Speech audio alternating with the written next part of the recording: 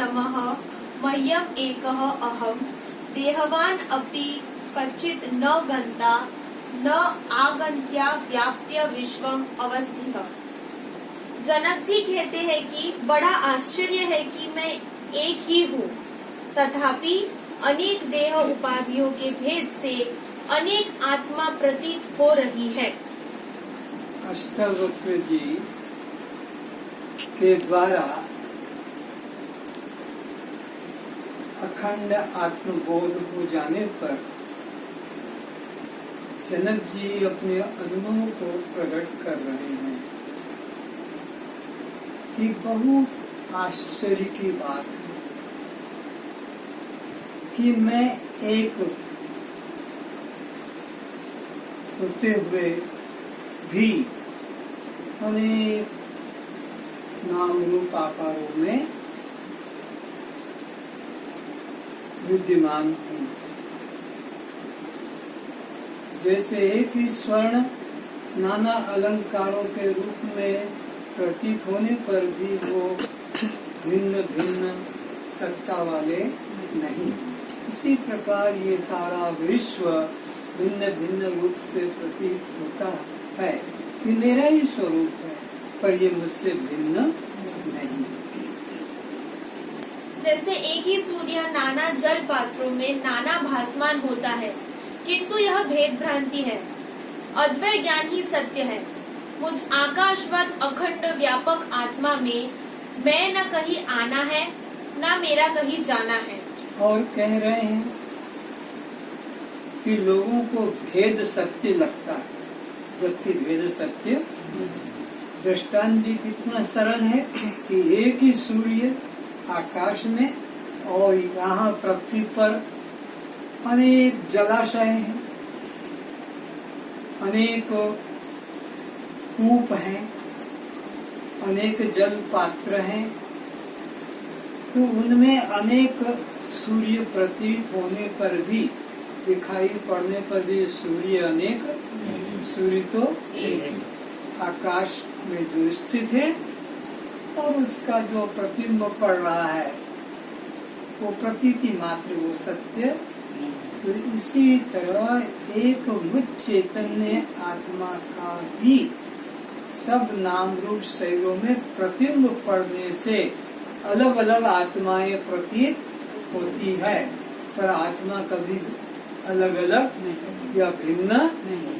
जैसे सूर्य भिन्न नहीं है, अलग अलग नहीं है, केवल पात्र जल के अलग अलग हैं और उसमें प्रतिबिंब पड़ने से वो सूर्य जो एक अद्वय है फिर भी अनेक सा, वैसे मैं अद्वय आत्मा हूँ फिर भी अनेकों शरीरों में प्रतिबिंब फलित होने से अनेक सा भाषित होता हूँ, पर मैं अनेक नहीं, मैं एक चैतन्य आत्मा ही सत्य हूँ। मैं निराकार अव्यक्त आत्मा ही समस्त व्यक्त संसार को आच्छादित करके स्थित हूँ। मैं आत्मस्वरूप परमात्मा अखंड रूप से आकाश की तरह परिपूर्ण होने पर भी नाना नाम रूप उपाधि के कारण अज्ञानियों की दृष्टि से चराचर संपूर्ण भूतों में विभक्त सा प्रतीत होता हूँ। फिर से और धीरे धीरे मैं आत्म स्वरूप परमात्मा अखंड रूप से आकाश की तरह परिपूर्ण होने पर भी, आकाश कैसा है? सर्वत्र अखंड परिपूर्ण है। कितने कितने तुम्हारे देश हैं, कितने कितने तुम्हारे प्रांत हैं, जिला है, नगर हैं, घर हैं, घरों में भी कितने कितने कमरे, उन कमरों में भी कितने कितने ऐसे सामान, लेकिन भिन्न भिन्न प्रतीत होने पर भी आकाश भिन्न, आकाश ज्यों का त्यों एक अखंड है। इसी तरह मैं आत्मा आकाश की तरह असंग और अखंड हूँ। इस आकाश को कोई भी देश का विभाजन काटता नहीं है, वो अखंड है। ऐसे ही मैं आत्मा भी आकाश की तरह अखंड ही विद्यमान हूँ। मैं अखंड रूप से आकाश की तरह परिपूर्ण होने पर भी नाना रूप, उपाधि, नाम के कारण अज्ञानियों की दृष्टि से चराचर संपूर्ण भूतों में विभक्त सा प्रतीत होता हूँ। अज्ञानियों की दृष्टि में, ज्ञानियों की दृष्टि एक और होती है, अज्ञानी की दृष्टि एक होती है। अज्ञानी की दृष्टि कार्य पर टिकी होती है और ज्ञानी की दृष्टि उपादान पर टिकी होती है, यानी कारण पर। अज्ञानी कार्य को ही सत्य मानता है, ज्ञानी कारण को सत्य जानता है। जैसे कि एक मिश्री का टुकड़ा, तो मिश्री का टुकड़ा अज्ञानी को भी वैसा ही भाषित होता है, ज्ञानी को भी वैसा ही भाषित होता है। पर अज्ञानी कार्य को देखकर ही तृप्त संतुष्ट हो जाता है, ज्ञानी की दृष्टि कारण को देखकर शांत होती है। तो ज्ञानी विचार करता है कि क्या ये मिश्री अपने आप में सत्य है अथवा इसका कोई उपादान कारण है, तो मैं उसे ही सत्य मानूंगा। तो ऐसे विचार करने से पता लगा कि मिश्री वस्तु कुछ है ही नहीं, सत्य में केवल एक चीनी, शक्कर है।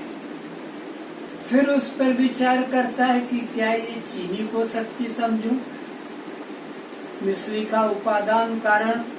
तो पता लगा कि नहीं, ये चीनी भी सत्य नहीं, इसका उपादान कारण तो गुड़ है। फिर गुड़ का कारण खोजता है तो वो रस मिलता है, रस का कारण खोजता है तो क्या बोलते उसको, गन्ना कहते हैं। उसको फिर विचार करता है तो फिर उसको पृथ्वी सत्य दिखती है, फिर पृथ्वी में फिर जल सत्य, और जल में फिर तेज, तेज में वायु, वायु में आकाश, आकाश में फिर और सूक्ष्म रूप से तन्मात्रा, अहम तत्व, फिर महत तत्व, फिर प्रकृति, फिर माया, और माया के बाद फिर शक्ति, और फिर शक्तिमान परमात्मा। तो अज्ञानी की दृष्टि में भेद दिखता है क्योंकि उसकी दृष्टि कार्य पर है, पर ज्ञानी की दृष्टि में एक तत्व ही दिखता है क्योंकि उसकी दृष्टि में कारण है। तो ये अज्ञानी लोगों को ये जगत नाम रूप वाला भिन्न भिन्न भाषित होता है, पर मेरी दृष्टि में एक चेतन आत्मा से भिन्न कुछ भी नहीं। जैसे महाकाश विभाग रहित स्थित हुआ भी घरों व घड़ों में पृथक सा प्रतीत होता है, वैसे ही मैं परमात्मा सब भूतों में एक रूप से स्थित हुआ भी अज्ञानियों की दृष्टि में पृथक पृथक प्रतीत होता हूँ, तथा यही अखंड परमात्मा सब जीवों के द्वारा जानने योग्य है। जैसे एक ही अखंड आकाश है, पर घट उपाधि से उसको घटाकाश कह देते हैं, मठ उपाधि से उसको मठाकाश कह देते हैं, और ऊपर वाले आकाश को फिर महाकाश। तो ये आकाश तीन नहीं है, खंड खंड नहीं है, आकाश तो एक है, लेकिन अलग अलग घट मठ उपाधि से वो तीन रूप में प्रतीत होता है। ऐसे एक चैतन्य परमात्मा आकाश की तरह है, अखंड है, पर अविद्या उपाधि से वो जीव संज्ञा में आता है और माया उपाधि से वही ईश्वर संज्ञा में आता है। तो ये जीव और ईश्वर और परमात्मा ये तीन सत्ता नहीं है, वही महाकाश, मठाकाश और घटाकाश। एक ही आकाश घट के उपाधि से घटाकाश कहला जाता है, मठ की उपाधि से वो मठाकाश कहला जाता है, और इन दोनों उपाधि से रहित को महाकाश कहते हैं। पर ये आकाश तीन नहीं एक है।